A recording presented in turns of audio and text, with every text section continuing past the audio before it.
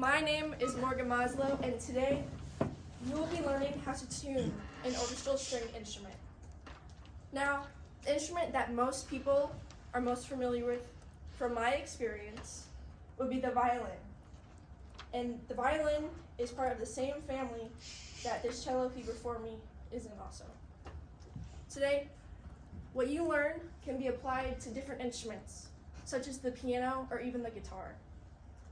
And we will be covering 3 main points in this speech today. The first one would be how the anatomy of the cello is used to tune it.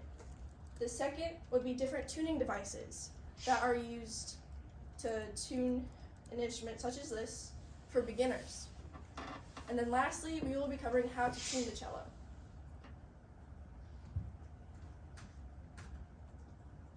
Now, the cello has 4 main components that aid in how to tune it. The first would be the tuning pegs, which are at the top of the scroll on the sides.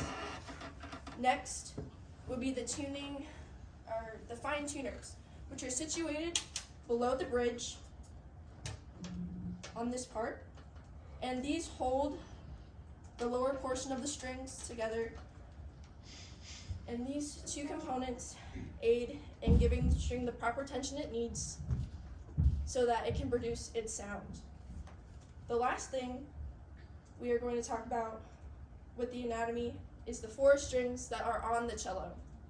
These would be the A string, the D string, the G string, and the C string. Now this cello is very out of tune, which is understandable because it was just in this case. And next, we will be talking about the different tuning aids that people use in order to properly tune their instrument when they are beginners. Now, more experienced players can tune by ear because they are more accustomed to the sounds that should be emitted from these strings. And I need my phone.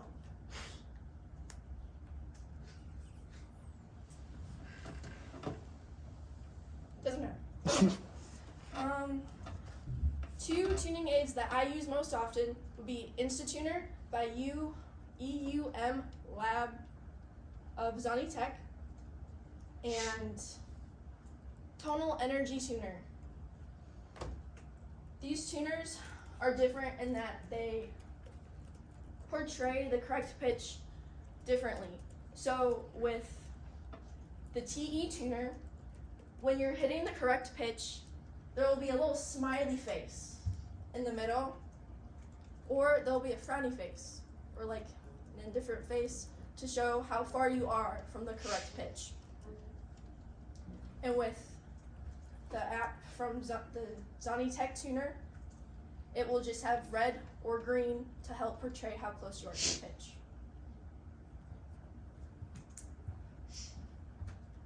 And now we will be covering how to actually tune the cello. So first, you will start by loosening all the pegs so that when you go on to use the tuning pegs, your string won't snap in your face and hurt you.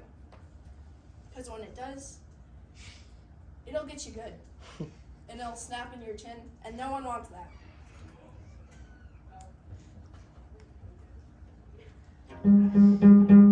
Next, we can hear that this A string is out of tune. So what we need to do is use these tuning pegs while turning away from yourself and pushing them in so that they don't come unraveled.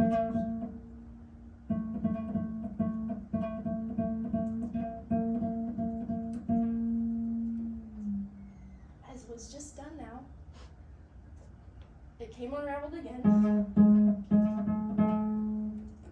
And you just gotta push that tuning peg back into place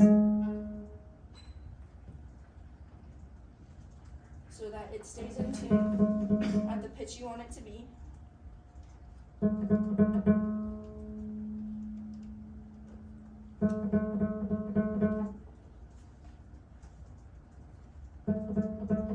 And as you're doing this, it's always good to check how close the pitch is to your desired pitch, because if you go too far, you can also snap the string. So checking periodically while you're using the fine tuners helps in you getting the correct pitch. And these steps can be applied to all of the 4 strings.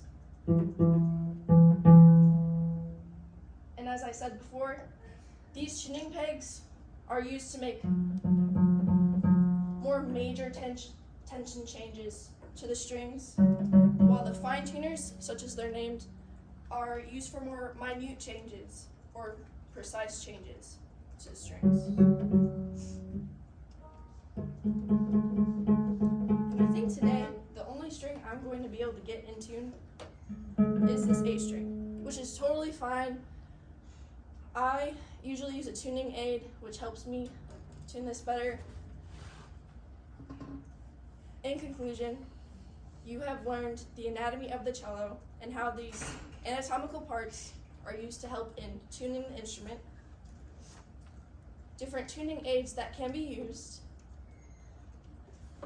and how to actually properly tune the cello. Thank you.